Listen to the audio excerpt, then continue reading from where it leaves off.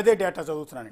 Actually టోటల్గా ఇప్పుడు మన భాస్కర్ గారు చెప్తున్నట్టు ఇప్పుడు కూల్చివేసిన ఎన్కన్వెన్షన్లో నాగార్జున గారు, హీరో నాగార్జున గారు పాపం అక్కినేని నాగేశ్వరరావు గారికి ఆయనకి ఇచ్చిన ఆస్తి, అన్నపూర్ణ స్టూడియో, ఇంకా బిజినెస్లు, వారసత్వంగా ఇచ్చిన డబ్బు, గుడివాడ దగ్గర ఉన్న రామాపురం వాళ్ళ సొంత ఊళ్ళో ఇచ్చిన ఆస్తులు, ఇవి సరిపోలేదు పాపం. ఆర్థికంగా ఇబ్బందులు పడుతూ పేదరికంతో కొట్టుమిట్టాడుతున్న నాగార్జున గారు ఆయన సినిమాల్లో యాక్ట్ చేయడం ద్వారా, ఆయన కొడుకు నాగ చైతన్య యాక్ట్ చేయడం ద్వారా, ఇంకో కొడుకు అఖిల్ యాక్ట్ చేయడం ద్వారా వచ్చే డబ్బులు సరిపోక ఎన్కన్వెన్షన్ అనే దాన్ని చెరువు మధ్యలో నిర్మించి దాని ద్వారా ఏదో ఫంక్షన్లు అవి చేసి పొట్టబోసుకుంటూ ఉన్నారు. సో ఆ పొట్టబోసుకునే క్రమంలో ఆయన ఆక్రమించి కట్టిన చెరువులో 3 హాల్స్ ఉన్నాయి. ఇప్పుడు మన నేలమట్టం అయిపోయిన ఆ బిల్డింగ్ ఉంది కదా, అది మొత్తం 3 హాల్స్, ఒక్క హాల్ కాదు.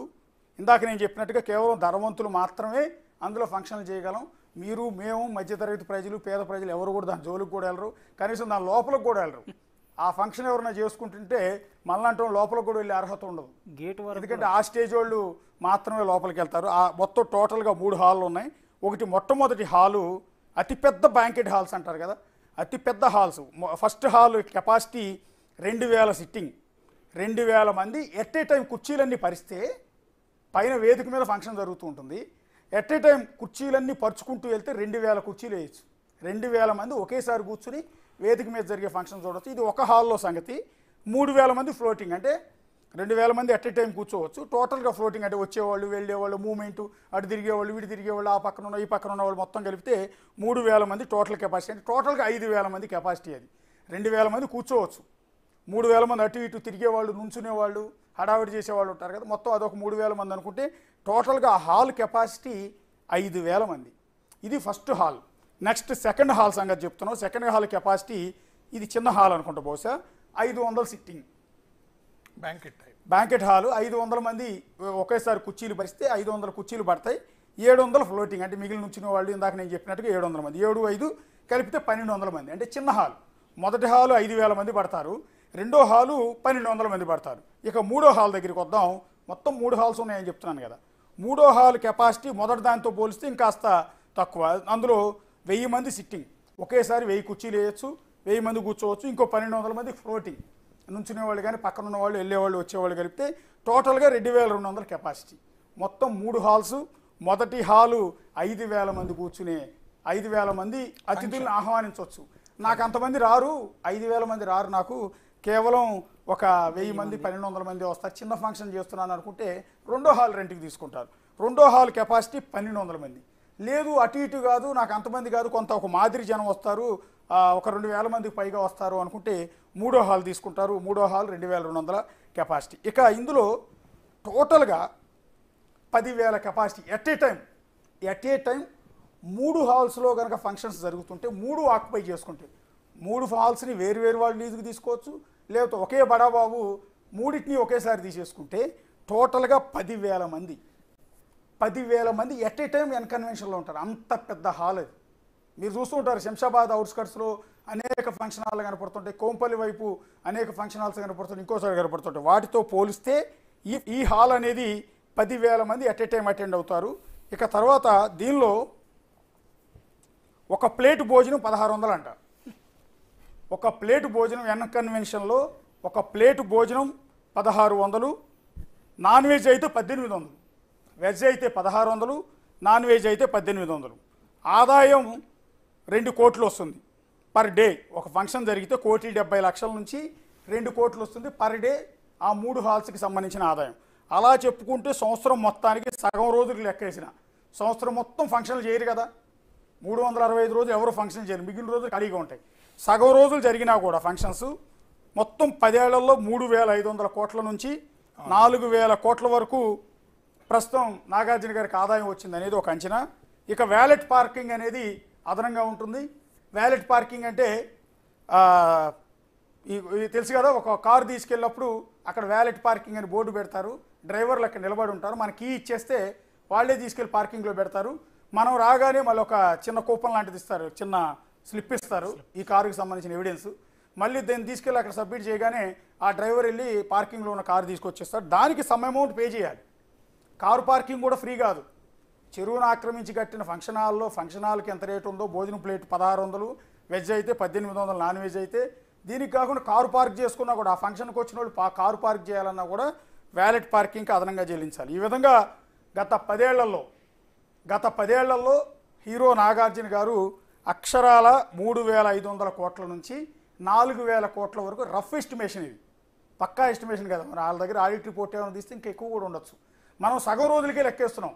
365 రోజులు అంటే 12 నెలల పాటు ప్రతిరోజు ఫంక్షన్ జరగవు కదా, మిగిలిన రోజులు ఖాళీగా ఉంటుంది. అందుకని సగం రోజులే వేస్తున్నాం. 6 నెలలు మాత్రమే ఫంక్షన్ జరిగాయి అనుకుందాం. ఈ 6 నెలలకి టోటల్ ఎస్టిమేషన్ వేస్తే పర్ డే ఒక ఫంక్షన్ జరిగితే 2 కోట్ల ఆదాయం నాగార్జున గారికి వస్తుంది.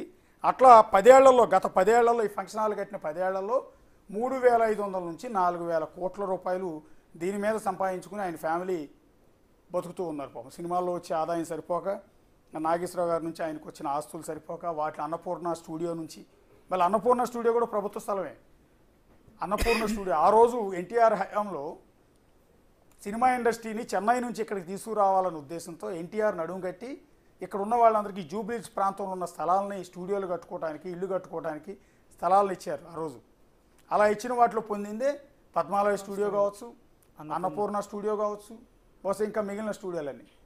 సో అది 99 ఏళ్ళకే ఏదో లీజు రాసిస్తారు బహుశా. ఇక 99 ఏళ్ళ తర్వాత అడిగేవాళ్ళు లేరు, పెట్టేవాళ్ళు లేరు కాబట్టి ఆటోమేటిక్గా వాళ్ళ కిందకి వెళ్ళిపోతూ ఉంటుంది.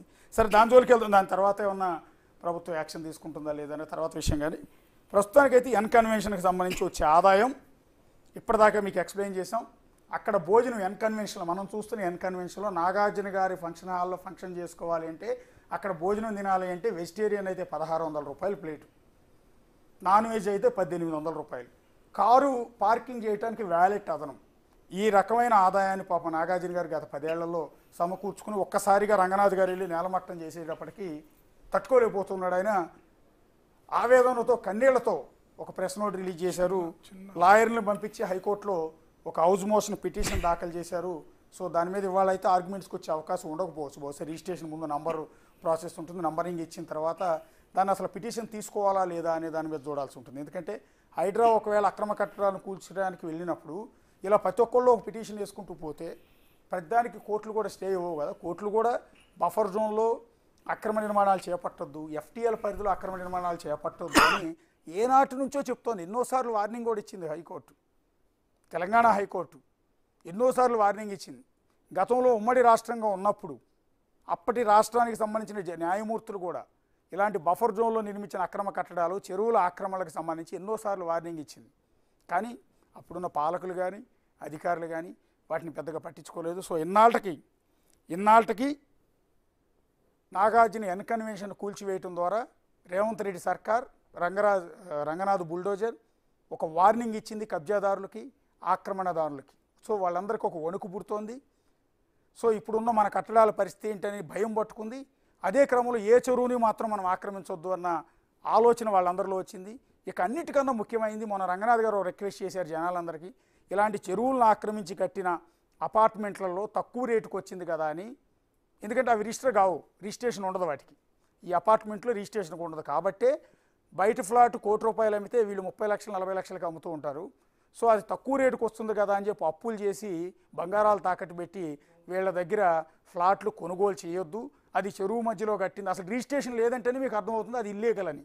సో అలాంటి ఇల్లీగల్ దాంట్లో మీరు కొనుక్కుని ఇప్పుడు ఇలా కూల్చివేసిన తర్వాత బాధపడి ఉపయోగం లేదు. కాబట్టి దయచేసి అలాంటి ఇల్లీగల్ కట్టడాల్లో మీరు మాత్రం కొనుగోలు చేయదని ఒక రిక్వెస్ట్ చేస్తున్నారు. సో టోటల్గా ఇది ఇవాళ నాగార్జున ఎన్కన్వెన్షన్ కూల్చివేత, తుమ్మిడికుంట చెరువు పరిరక్షణకు సంబంధించి ప్రభుత్వం తీసుకున్న తమ్మిడికుంట చెరువు పరిరక్షణ కోసం తీసుకుంటున్న యాక్షన్. సో మరో 2-3 రోజుల తర్వాత